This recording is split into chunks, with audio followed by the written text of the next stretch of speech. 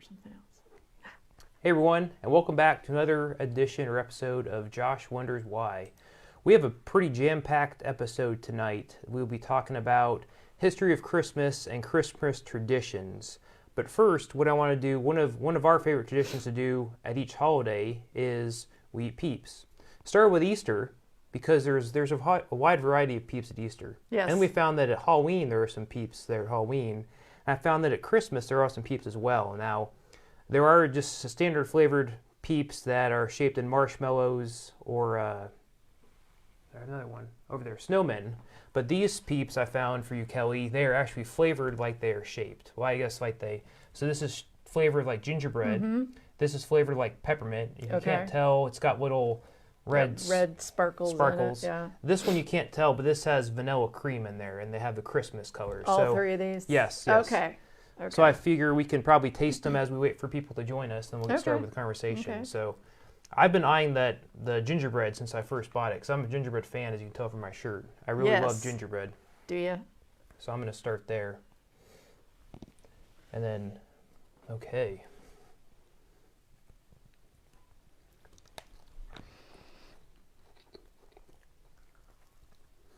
Smells more gingerbread than it tastes, I think.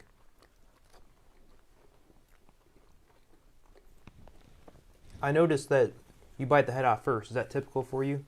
I know some people bite the head off first. Others like to start like from an appendage. I don't know. I don't think I do the same thing every time. There's probably some psychological so we can theory. Taste this. I just noticed that. And so whatever it tells about me, I broke it in half and ate two halves, so I don't know. Well, I wasn't going to eat it all. You got to save room for the other ones. Yes, So I do. Tonight we'll be talking about Christmas traditions. Not sure that's what being with your Peeps during the holidays is supposed to mean. Thanks, Tony. Probably not. So we're talking about Christmas traditions, talking about history of Christmas and where it came from, and maybe that helps understand some of the traditions. I'd like to hear from you. If you have any traditions or if you have any questions about anything we talk about, feel free to chime in the chat or put a post afterwards and we'll get to it. I guess before we get into talking about history of Christmas and Christmas traditions, this is a question for you. Do you have any favorite family traditions that you and your family do around the Christmas holiday season? Not a lot, but stockings are big. When I was growing up, there were things in my stocking, but it wasn't that big of a deal. It was kind of like, oh yeah, and then I have my stocking. But then I met Tony's family, and his mom always stuffed everybody's stocking. And even when we were dating, I had a stocking. And, you know, a lot of it would just be kind of, you know, like trial sizes of toiletries or something, or, you know, a little pack of travel Q-tips or something. But I don't know, it was just fun. And everything's wrapped.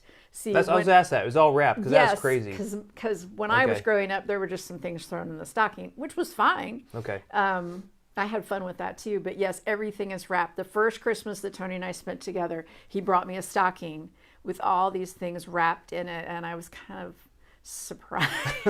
Like, what is happening? Okay. Well, it extends to Christmas. You have to unwrap all of them, right? Yeah. So I think ours growing up were all wrapped, and now with us and our kids, I would say maybe a couple presents are wrapped, but most of them are just, you know, unwrapped in there. But it's fun to have a couple wrapped presents in there. Yeah. Just like a pre-Christmas before the actual Christmas. Yeah, everything is wrapped. Except maybe like if you get like a bag of candy, that might just be stuffed in the So stocking is a big part, okay. Yep, and pretty much everybody has a stretchy stocking, so you can put a lot in there. That's a smart idea. Don't forget the Whitman sampler. Yes, there was always one of those too. I did forget that. Yeah. Forgot that. Okay. Do you guys have a tradition? So, growing up, our main tradition was we go to Christmas Eve church, and immediately after that, we'd always go to a Chinese buffet. And that would we have our Christmas Eve dinner would be at a Chinese buffet. I'm not sure if it was because my parents are fans of the Christmas Story, where they eat at a Chinese restaurant, or we took the We Three Kings, song too literally to say they're from Orient R or whatever. So, but that's what I was always accustomed to. So Christmas Eve, whenever I'm in a church, even as an adult, if I'm in there at Christmas Eve service, I'll start to, get a hunger for Christmas, for Chinese food. So we still try to do it. It's hard to do with a couple vegetarians in our family.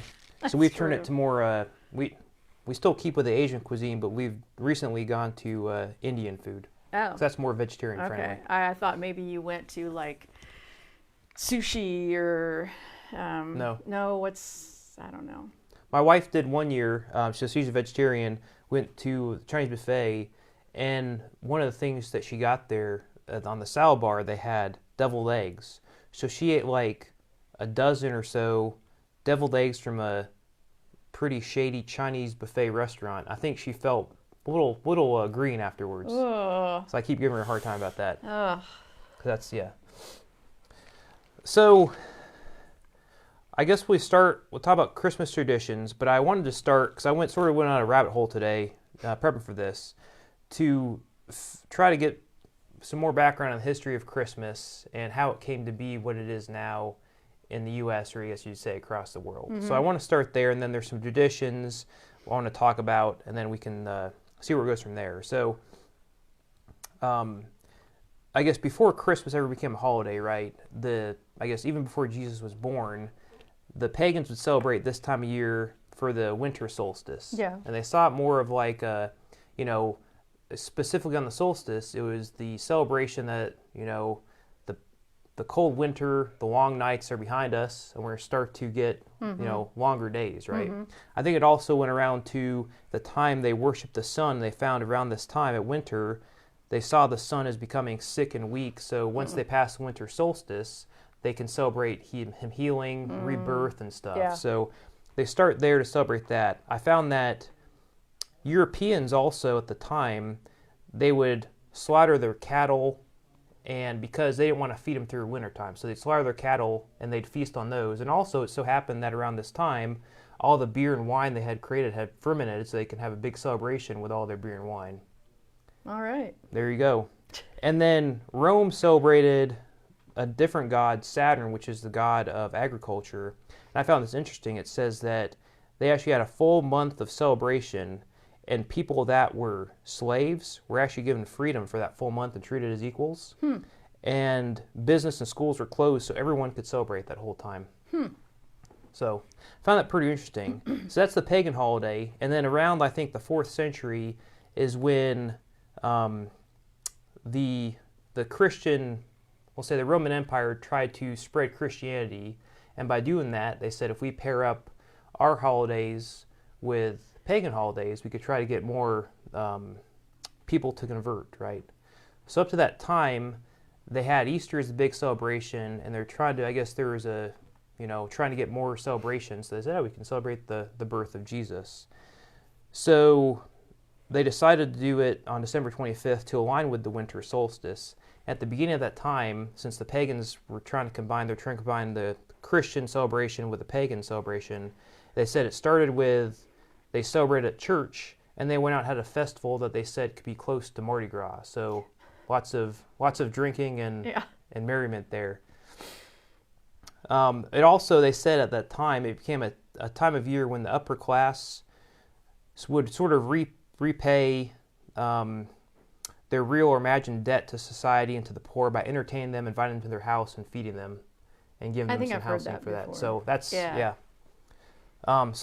that's really where it started, around the 4th century, and they copied off. They tried to pair it with the winter solstice, similar to, was it All Saints' Day and Halloween, trying to pair that together. Yeah. I think Easter. All Hallows Eve. Yeah. Yeah. I think Easter's paired with something as well, some pagan celebration. I don't know. There's some spring. I think so. Some celebration. Spring festival or something, probably. Yeah. So that's the start.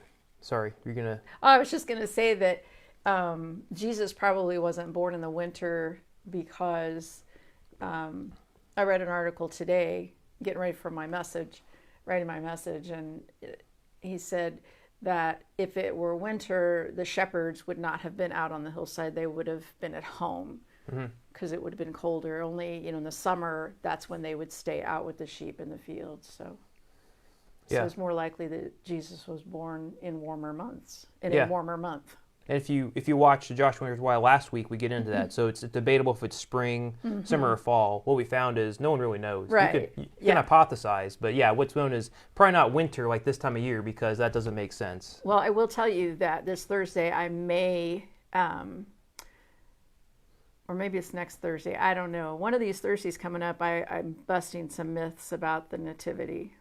Interesting. Yeah, I mean, I've already done that to a certain extent, but You're going to bust more myths. I've learned even more. Looking forward to that. Yeah. Hopefully, yeah. Look forward to that. So, yeah, I guess also going back to the previous Josh Wonders Why, wherever we busted the myths, December 25th also, the reason for that date, early Christians believed that misinterpreted an old Jewish celebration and thought that, I'm going to get this wrong, they were, they died the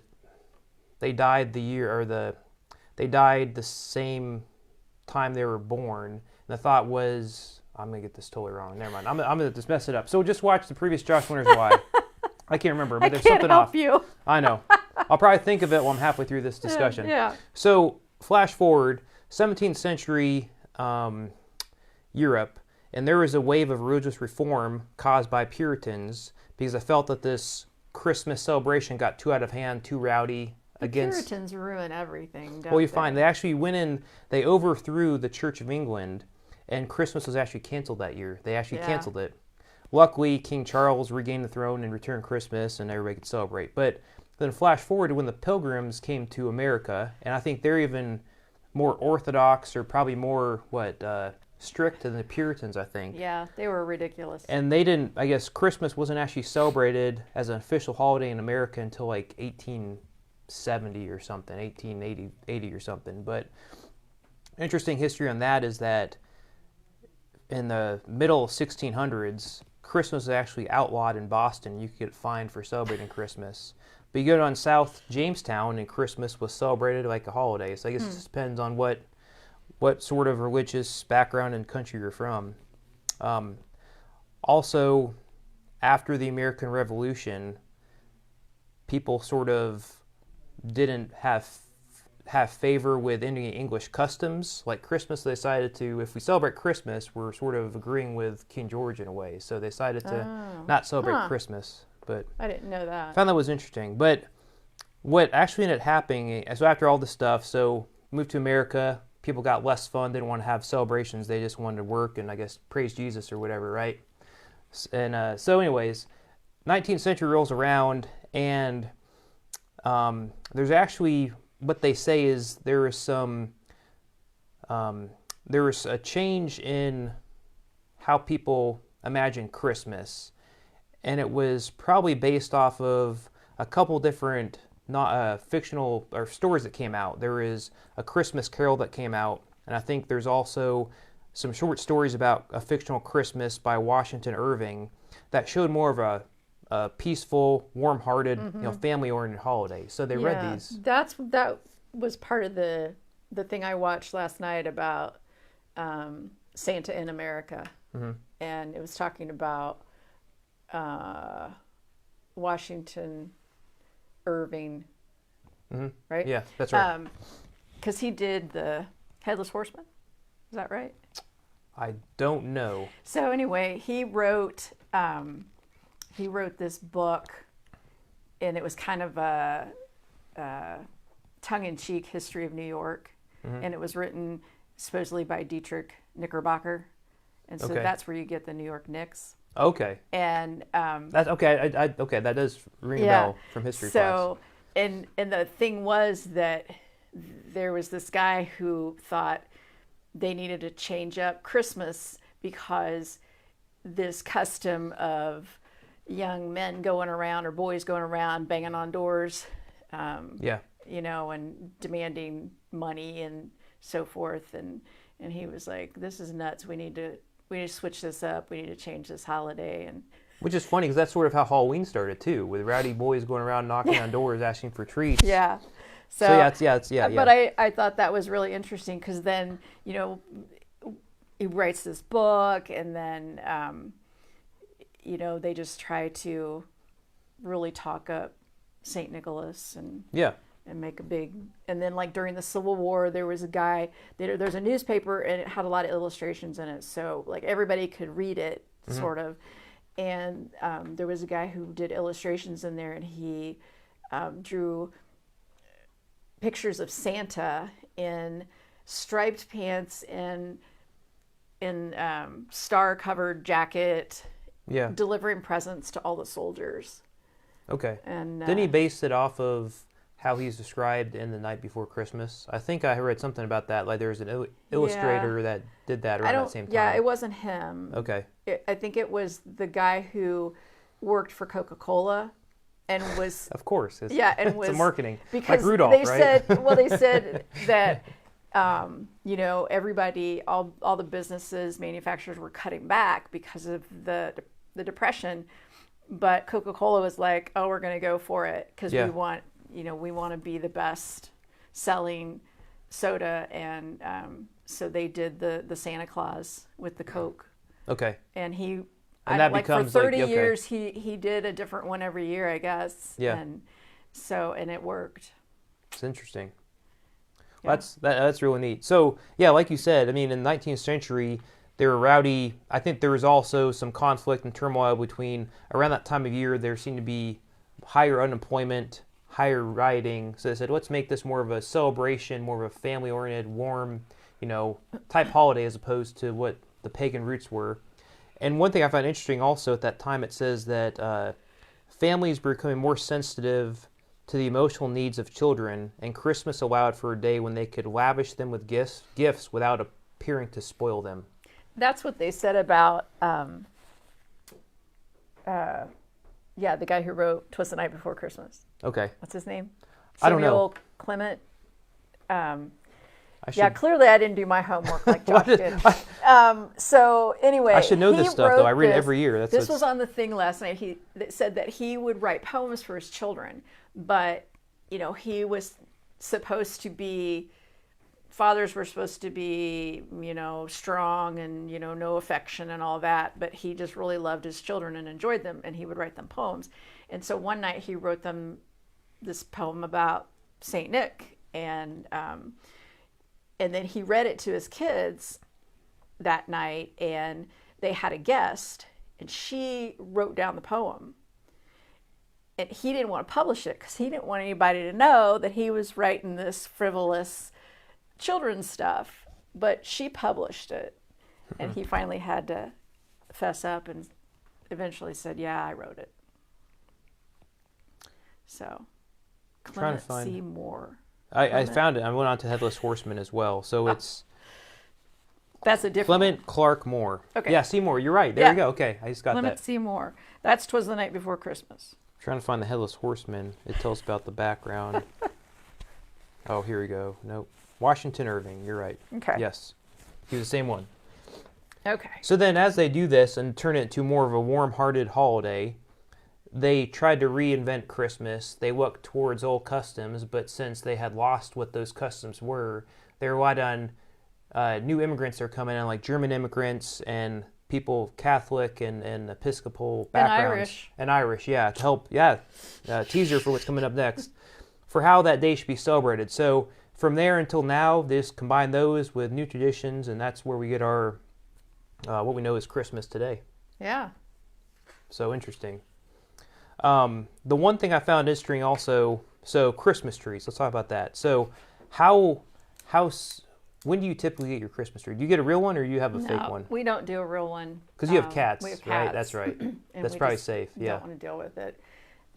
So I typically put it up the day after Thanksgiving because that just started when I was working in churches, in church music, and after Thanksgiving it was all really busy, so I would just do it then. Yeah.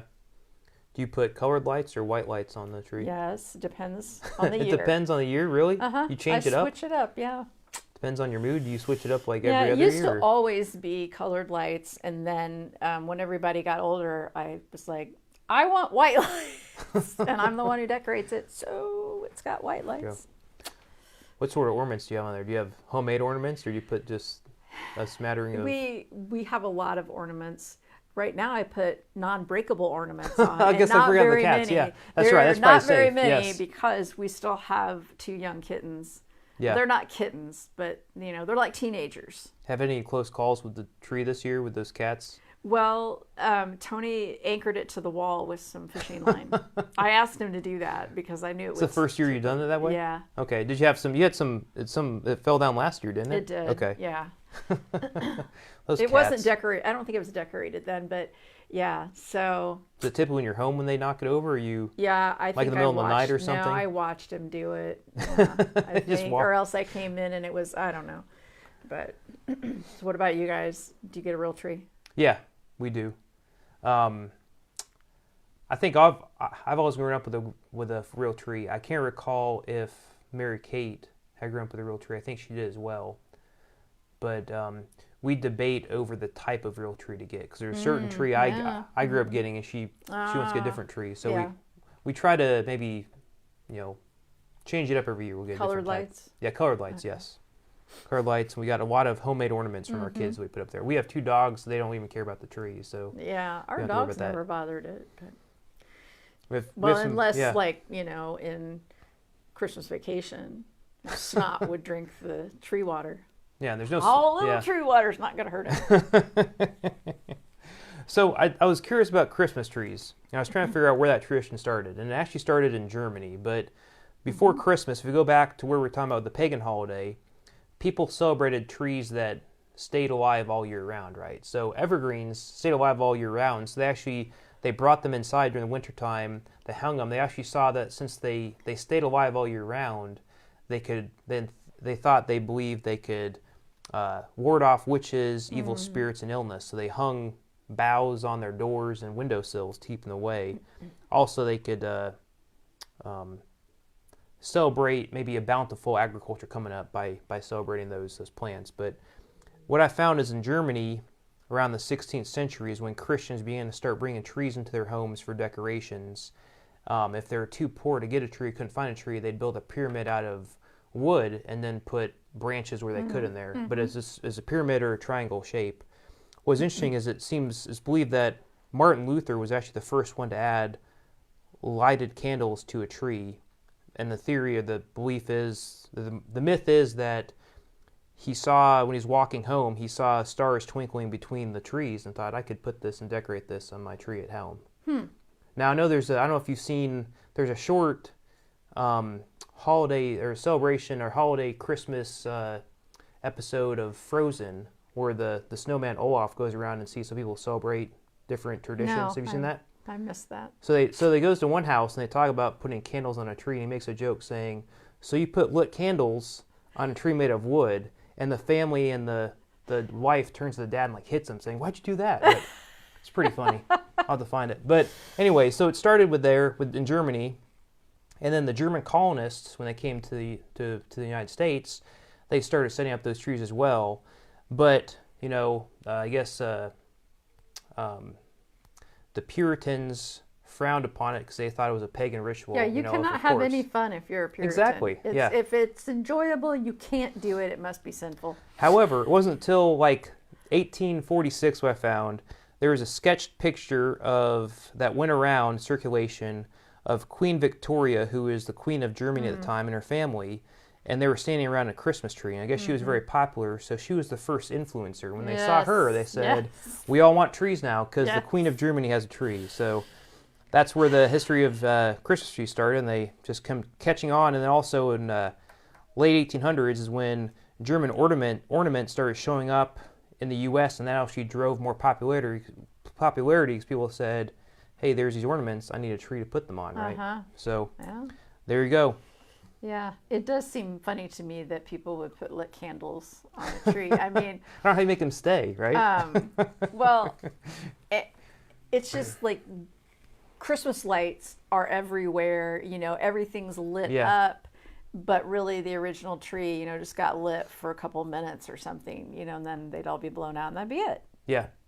Now, I went and got, I don't even know why I'm sharing this, but one of my cats bit a bulb one of the light bulbs. Pretty sure that's what happened in Christmas Vacation. I know, but it was not plugged in. But I found like the plastic on the floor, and I was like, oh no, he bit through this lamp or this light. So I finally took them all off, and I went and I got battery operated candles, and they look like the candles that they would clip on the tree. They flicker or something, right? Well, or they... no, but these don't. But they turn on.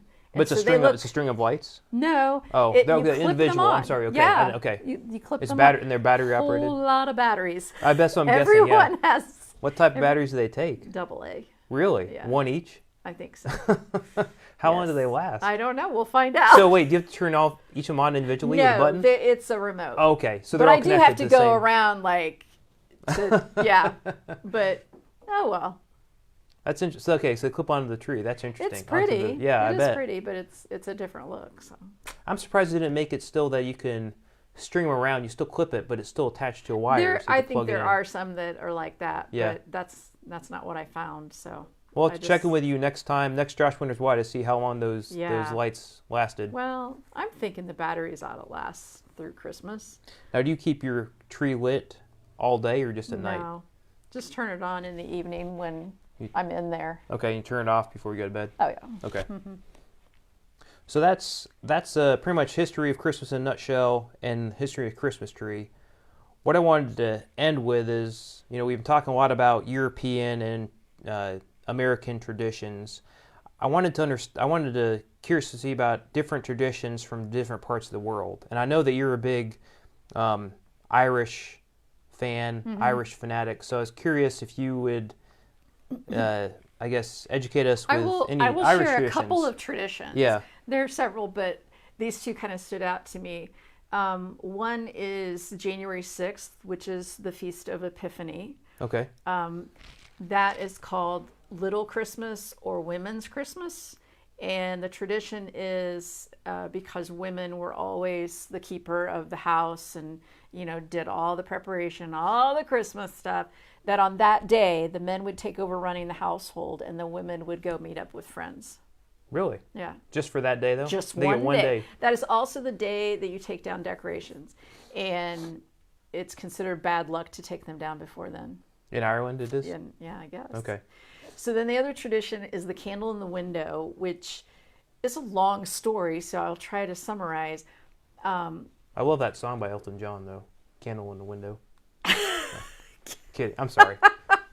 Nice. Sorry, let me get So, and of course, I don't remember when this was, but there was a time when they were trying to suppress, I'm not good with dates, they were trying to suppress Catholicism, and the English were, and so, what? Thanks, Tony. Appreciate it. So, the Catholics would put a lit candle in their window to let any priest that was walking by know, so that he could come in and bless them, bless the family. Okay. Or it would let other Catholics know that it was a safe place. Okay. And then the English, of course, the soldiers started noticing it. And so they told them, this is the candle for Mary and Joseph to welcome Mary and Joseph. And they bought it. And so it just kind of became a tradition, and just to welcome people. And there's probably more to it, and I can't remember the rest of it, but I thought that was a cool tradition.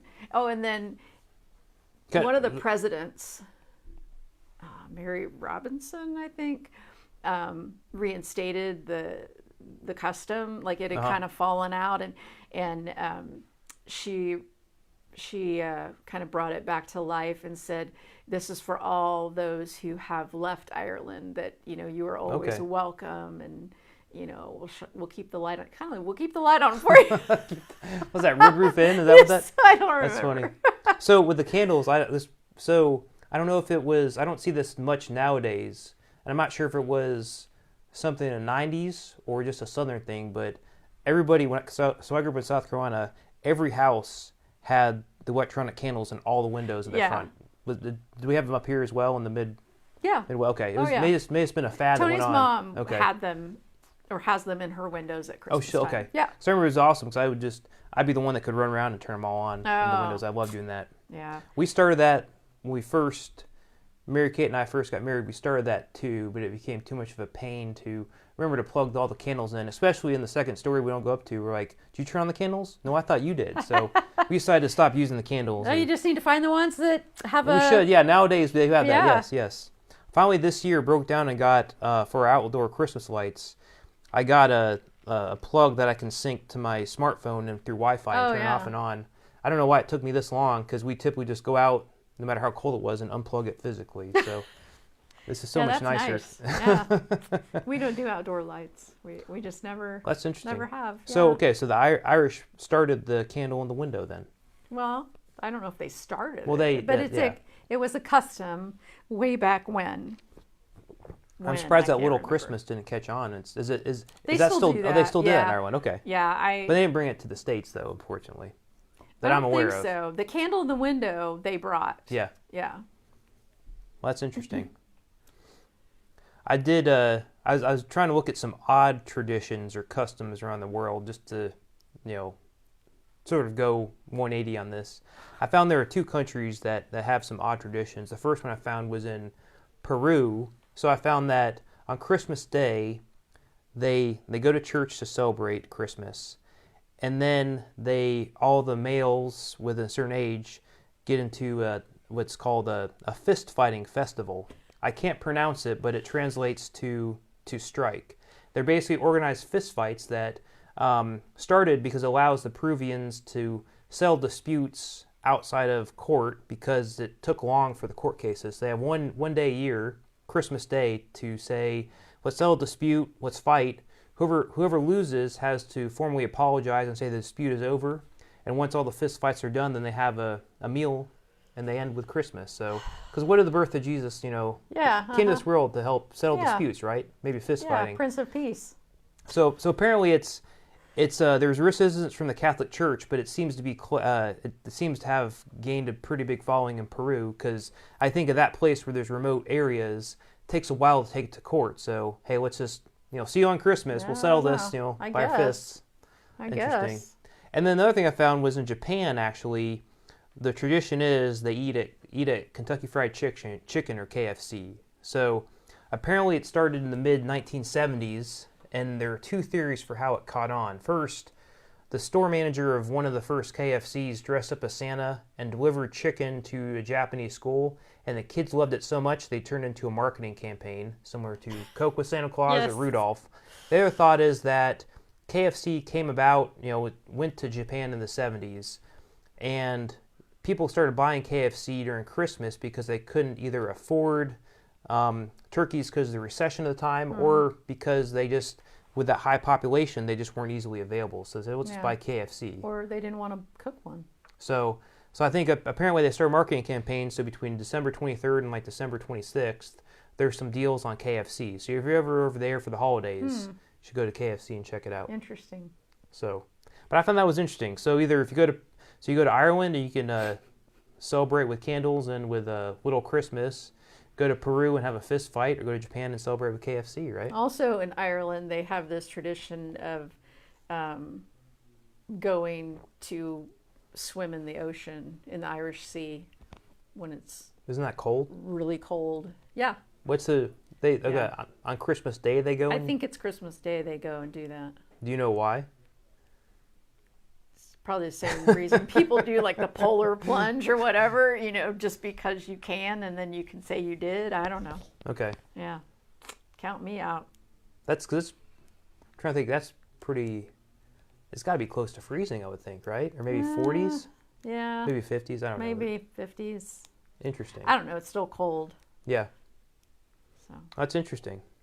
Well, so that's basically history of Christmas and a couple of traditions in a nutshell. We didn't finish the Peeps, though. Oh, I totally forgot. Well, maybe we can taste. I'm going to taste the peppermint one now. I'm going to taste one of these. Okay. I'm guessing alcohol is involved with anything jumping into something cold. You would think that you have to get something warm in your This tastes stomach first. pepperminty, but it's not. No, I taste the vanilla. That's interesting. That peppermint one actually tastes pretty good. The gingerbread did not taste like gingerbread. I was a little disappointed with the gingerbread. Well, but it had the spices. But you can't get real Yeah. spicy in a Peep Yeah. because kids eat them. And kids don't always like spicy stuff. Well, that's interesting. I actually like the peppermint Peeps. I think those are, I don't know. They're very minty. I'm a fan of peppermint, though. You have to be a Yeah. fan of peppermint. They are minty. As compared to, so we tried a couple different Peeps, maybe during Halloween, that were different flavors. They actually were the different flavors from across the world, right? There are a lot of yeah, because green you tea got flavored. them from the global market. Yeah. So they're like green tea flavored. There was like a melon flavored one, and a little disappointed with some of the flavors. You couldn't really taste it that well. That peppermint's coming out. I was really not feeling good that night after we ate those. Yeah. So Sugar high. I'm pacing myself here. So looking forward to the rest of the week. This Thursday we have another Digging Deep. Mm-hmm. What is the what the message is or what the theme is this week? Well, see, here's the thing. Well, you don't. I need I got a to. message on Thursday, and then I got Okay, that's fair. I got kind of 2 on Sunday, and it's Christmas Eve and all that.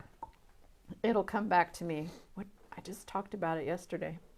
Just keep going. That's fine. I was Maybe going to ask it'll come her. to me. Susan's asking where I got these Peeps from, and I'm trying to remember. The gingerbread Peeps I got at Kroger or Payless. Okay, the peppermint Peeps and the cream-filled Peeps. I've got those. They're both not at- cream filled. Or they're vanilla cream, like sort the of in the flavor. middle flavor. I got those at Target.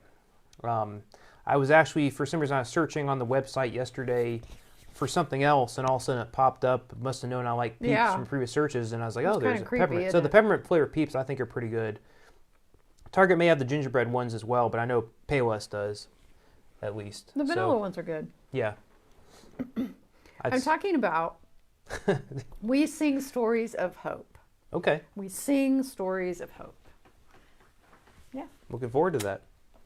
So we'll have Digging Deep this week, and then we will actually be taking next week off and doing no live content. We'll still have posts on the online community, but no live content. So no Josh Wonders Why next week, and no Digging Deep. We'll take the week of Christmas off. And then we'll be back on January 1st. We'll have another Josh Wonders Why. Gives me about, 2 weeks to wonder what I'm going to wonder about then. And we'll be back, January 4th for the next Digging Deep after this week. So look Yep. for that. We're also going to, around Christmas Eve or Christmas Day, we'll post a video that Kelly and I have pre-recorded that you can watch just to celebrate Christmas Day, Christmas Eve, with a short little message as we go from there. So again, thank you all for watching. Thanks again, Kelly, for joining and providing your expert commentary on everything and teaching us about traditions in Ireland. I really appreciate it. That was fun to learn about. Yeah. If you have any questions or if there's anything you're wondering about, just put them in the comments, post it. You can Let even us post know. you can even post anonymously if you don't want to have your name associated with it, but we love to talk about stuff that's different than what we typically talk about. So if there are any questions you have, nothing's really off limits. Yeah. And you can ask hard questions too. Yeah. That doesn't have to be something, sometimes we do just like the fun Josh Wonders Why about fun things. But then we also sometimes talk about more serious things. So no questions off the table. I'd like to do somehow stump the pastor. I think in the past I've never been able to stump you. You always have an answer for everything, which is really good. May not be the right answer, but it's an answer. I got an answer. I can make something up. That's awesome. Well, hey, thanks again for watching us. Really appreciate it. Hope you have a good rest of your day, and I hope you have a really great Christmas, I guess, a week leading up to Christmas in a way. Yeah. So thanks again for watching. We'll talk to you all later. Merry Christmas.